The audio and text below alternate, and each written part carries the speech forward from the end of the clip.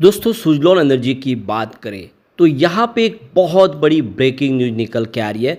Suzlon energy को NSC और BSc दोनों एक्सचेंज की तरफ से वार्निंग जारी की गई है। क्या है पूरा ये मामला, क्यों उन्होंने नोटिस देके वार्निंग जारी की है, क्या है इसके पीछे की वजह, उसको समझने की कोशिश करेंगे। सुजलॉन एनर्जी लगातार अपने बिजनेस को लेकर जो मानदंड है वो हमेशा उच्च रखते हैं, उसके बावजूद भी ये जो वार्निंग दी जा रही है इसके पीछे क्या रीज़न है उसको समझेंगे। दूसरी तरफ देखें तो स्टॉक के अंदर आज हल्की सी गिरावट हुई है और पिछले कुछ दिनों से स्टॉक लगातार दबाव में बना हुआ है। क्या इस समय इस गिरावट का फ़ायदा उठा के निवेश करना चाहिए या फिर एक बार प्रॉफिट बुक कर ले? वैसे तो अगर आप देखें तो कुछ स्टॉक है जो काफ़ी समय तक कंसोलिडेट होने के बाद ही तेज़ी से आगे बढ़ते हैं। आप उदाहरण के लिए रिलायंस पावर ले सकते हो जो लगातार दौड़ रहा है, लेकिन उससे पहले बहुत समय तक वो कंसोलिडेट हुआ था। इसी तरह से अब जेपी पावर ने दौड़ना शुरू किया है। अगर आपको रिलायंस पावर और जेपी पावर के बारे में जानकारी चाहिए तो ऑलरेडी दोनों वीडियो हमारे बन चुके हैं, जाके जरूर देखें। आगे की क्या संभावना उसमें आपको अच्छे से समझ में आ जाएगा।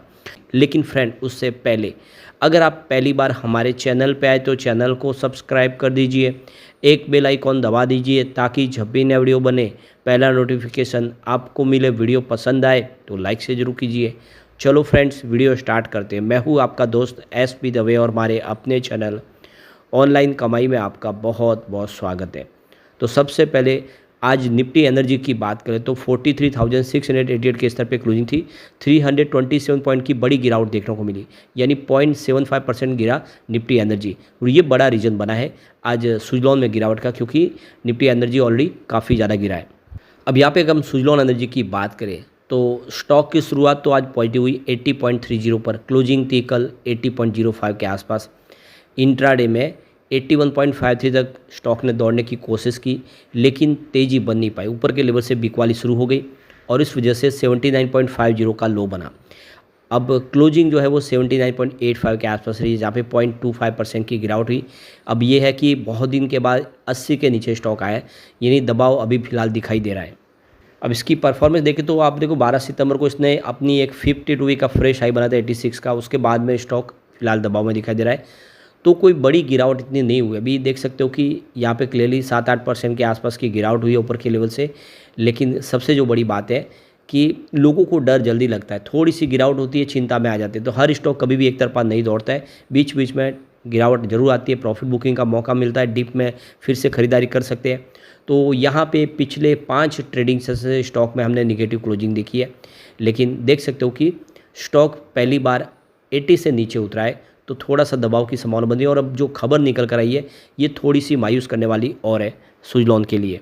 तो सुजलॉन एनर्जी ने यहाँ पे एक्सचेंज को जानकारी दी है कि उनको 1 अक्टूबर 2024 यानी आज ही अगर आप देखें तो एक एडवाइजरी कम वार्निंग लेटर जारी हुआ है बीएससी और एनएससी दोनों ही एक्सचेंज की तरफ से। तो यह एडवाइजरी कम वार्निंग है, यानी एक तरह से इसको एडवाइज भी समझ सकते हैं या फिर दूसरे शब्दों में तो इसको वार्निंग भी समझ सकते हैं। दोनों एक्सचेंज ने वार्निंग जारी की है और इसकी जानकारी सुजलॉन ने दी है। तो यहाँ पे इसकी जानकारी कि 30 सितंबर 2024 को एनएससी ने ये वार्निंग लेटर जारी किया और बीएससी ने 1 अक्टूबर 2024 यानी आज वार्निंग लेटर जारी किया है। तो उनके ऊपर कुछ एलिगेशन लगे हैं कि जो यहाँ पे बिजनेस में जो ट्रांसपेरेंसी सी है वो नई दिखने को मिल रही है। कॉर्पोरेट गवर्नेंस के अंदर जिस हिसाब से देखें तो कुछ कमियां रह गई है, इसको लेकर ये वार्निंग दी गई है। लेकिन सुजलॉन एनर्जी की तरफ से कहा गया है कि इससे हमारे बिजनेस पे, हमारी फाइनेंशियल सेहत पे कोई असर नहीं पड़ेगा। तो यहाँ पे जो नोटिस दिया गया है एनएससी की तरफ से सुजलॉन एनर्जी की, जिसमें कहा गया है कि 8 जून 2024 को मिस्टर मार्क डीसी डीलर ने, इंडिपेंडेंट डायरेक्टर थे सुजलॉन में, उन्होंने इस्तीफा दिया था और उन्होंने कहा था कि इस रेजिग्नेशन लेटर के साथ में कि कॉरपोरेट गवर्नेंस के मामले में जो कंपनी है कुछ कमज़ोर रही है, जो कंपनी के अंदर इतनी ट्रांसपेरेंसी नहीं है।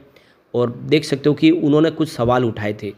तो मार्क डीसी डीलर का इस्तीफा हो चुका है, उसमें काफ़ी समय निकल गया है, लेकिन उन्होंने जो कुछ सवाल क्वेश्चन खड़े किए थे उसको लेकर ही अब उनसे जवाब मांगा गया सुजलॉन से कि आखिर वो पूरा मामला क्या है, क्यों रेजिग्नेशन दिया था मार्क डीसी डीलर ने, और साथ में उन्होंने जो सवाल उठाए थे उनके जवाब आपको देने चाहिए। मार्क डीसी डीलर ने जब रेजिग्नेशन दिया उसके साथ में उन्होंने यहाँ पे कॉरपोरेट गवर्नेंस को लेकर कुछ सवाल उठाए। उन्होंने कहा कि यहाँ पे कम्युनिकेशन गैप है और जो एक तरह से क्लैरिटी चाहिए बिजनेस को लेकर वो मिल नहीं पा रही है। तो उन्होंने कुछ कमियां गिनाई थी और ये देख सकते हो कि तो यहाँ पे 9 जून 2024 को इन्वेस्टर एनालिस्ट की मीटिंग बुलाई गई थी, जिसमें कंपनी की तरफ से कुछ क्लेरिफिकेशन दिए गए, लेकिन सारे सवालों के जवाब नहीं मिल पाए और अभी भी यहाँ पे कुछ सवाल खड़े हैं। तो यहाँ पे एक्सचेंज की तरफ से जो इनसे पूछा गया है, जो देख सकते हो कि पहला जो सवाल है कि independent director sell confirm the there is no other material reason apart for the what is mention in this resignation letter. तो इसका कोई दूसरा अर्थ नहीं है, इसकी जानकारी आपको देनी चाहिए।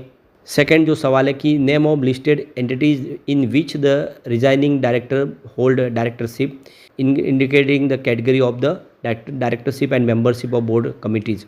तो उनकी कौन सी सब्सिडीज कंपनी में उनकी डायरेक्टरशिप थी, उन सब कंपनियों के नाम आप क्लियर कीजिए और सारा का सारा जो मामला है उसको पूरा एक तरह से सामने रखिए। तो अभी मार्क डीसी डीलर ने इस्तीफा तो दे दिया है, लेकिन बहुत सारी सब्सिडीज कंपनी सुजलॉन की थी, उनमें किस किस में उनकी पोजीशन थी और किसको लेकर उन्होंने सवाल पूछे, वो सारी की सारी जानकारी इन्वेस्टर के साथ में भी साझा करनी चाहिए और शेयर होल्डर के साथ भी साझा करनी चाहिए। यहाँ पे कंपनी की तरफ से और जो छूट हुई थी, जिसमें इंस्टीट्यूशनल इन्वेस्टर मीटिंग कभी रखी जा रही थी, उससे 2 दिन पहले जो वर्किंग डेज होते हैं उसकी जानकारी एक्सचेंज को देनी चाहिए, जो दे नहीं पाए थे। तो ये भी एक तरह से देखें तो एक बड़ा एक इनकी तरफ से कमी रह गई है, जिसको लेकर कहा गया है कि जो भी इन्वेस्टर इंस्टीट्यूशनल मीटिंग होती है उससे पहले एक्सचेंज पे जानकारी मिलनी चाहिए, क्योंकि यहाँ पे जो 9 जून 2024 को इन्वेस्टर इंस्टीट्यूशनल मीटिंग रखी गई थी उसकी जानकारी ही 9 जून को एक्सचेंज को दी गई है, जो एक तरह से गलत है और रूल्स के खिलाफ है। तो यहाँ पे एनएससी की तरफ से वार्निंग देते हुए कहा गया है कि ये जो सारी की सारी जानकारी है वो साझा करनी चाहिए और कॉरपोरेट गवर्नेंस को लेकर किसी प्रकार की कोई भी कमी न रहे, इसकी आपको खास जवाबदारी लेनी चाहिए और आने वाले समय भविष्य में ऐसी और फिर से कोई गलती ना हो, कोई ऐसा सवाल न उठाए, इसी को लेकर ये एडवाइजरी कम वार्निंग लेटर आपको जारी किया जाता है, ताकि भविष्य में फिर से ऐसी कोई गलती ना हो। अब यही सेम जो लेटर है बीएससी की तरफ से भी जारी किया गया और वही सारे सवाल पूछे गए, लेकिन जो सबसे बड़ी बात है कि सुजलॉन एनर्जी बिजनेस के मामले में अपने कहीं कोई कमी नहीं रखते और नतीजा ये है कि जो ग्लोबल विंड एनर्जी काउंसिल है उन्होंने सुजलॉन एनर्जी के वाइस चेयरमैन गिरीश तांती को न्यू चेयर बनाया। तो देख सकते हो कि सबको भरोसा है ग्लोबल विंड एनर्जी काउंसिल की तरफ से ये जो न्यू चेयर का इनको पोस्ट दी गई, इससे पहले ऑलरेडी वो वाइस चेयर के पोस्ट पे भी उनको अपॉइंट किया गया है। तो फिलहाल वो ड्यूल रोल अदा कर रहे हैं global wind energy council India के अंदर। तो क्लियरली आप देख सकते हो कि भरोसा है सबको सुजलॉन एनर्जी के मैनेजमेंट पर और कंपनी पे। तो जो कुछ कमी रह गई होगी उसके जवाब दे दिए जाएंगे। हो सकता है कि कोई चूक रह गई हो, लेकिन मनसा ख़राब नहीं है, ये बात क्लियर है, कंपनी की मनसा बिल्कुल क्लियर है, बिजनेस सही तरीके से आगे बढ़ रहा है और इसीलिए कोई चिंता की बात नहीं है, इसके जवाब भी दे दिए जाएंगे। और ऐसे में आने वाले इसमें सुजलॉन में भले ही शॉर्ट टर्म के लिए एक बार गिरावट का दौर है, थोड़ी सी गिरावट और हो सकती है, तो एक तरह से आपके लिए मौका बनेगा गिरावट में फ़ायदा उठाने का। ये स्टॉक आने वाले इसमें बेहतर ही करने वाला है और ये आप अगर इसको SWT को एनालिस करके देखेंगे तो आपको समझ में आएगा कि वाकई में फंडामेंटली भी कंपनी अच्छी है। यहाँ पे इसकी स्ट्रेंथ आपको टोटल 8 पॉइंट दिखाई देंगे, जो काफ़ी शानदार है। इसके अंदर मात्र एक ही वीकनेस है, आपको ध्यान रखना है। अपॉर्चुनिटी इसके अंदर 2 है और इसके अंदर थ्रेड्स अगर आप देखेंगे तो 3 है। तो पॉजिटिव पॉइंट आपको यहाँ पे टोटल 10 दिखाई देंगे, उसके सामने 4 नेगेटिव पॉइंट है। तो जो पलड़ा भारी है पॉजिटिव पॉइंट का, कंपनी पूरी तरह से डेट फ्री हो चुकी है, ऑर्डर बुक बहुत मजबूत है और अब सरकारी टेंडर कंपनी को मिलने लगे। ऐसे में आने वाले इसमें सुजलॉन बेहतर करेगा और बहुत जल्दी यहाँ पे एक शानदार तेज़ी फिर शुरू होगी।